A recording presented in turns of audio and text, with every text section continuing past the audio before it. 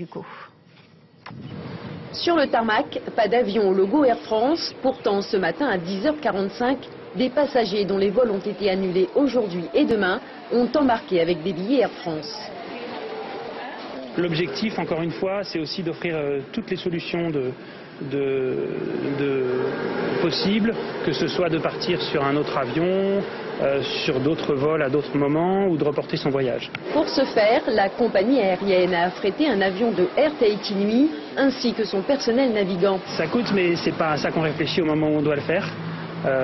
On cherche vraiment à offrir des solutions et vraiment c'était bien que Air Tahiti Nui, que je remercie au passage, ait su nous proposer cette solution si rapidement.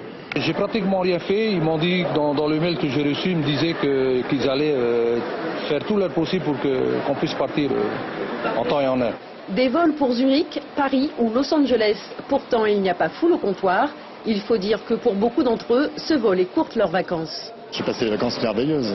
Voilà, c'est pas ce qui va gâcher mes vacances, mais c'est toujours embêtant, c'est toujours pénalisant. On va écourter d'une journée ses vacances, donc c'était inattendu.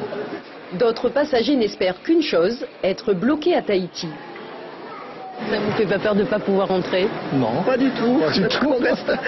Ce serait bien de prolonger les vacances un petit peu à Tahiti, no stress à Tahiti. Donc si on peut rester quelques jours de plus, ça ne poserait pas de problème.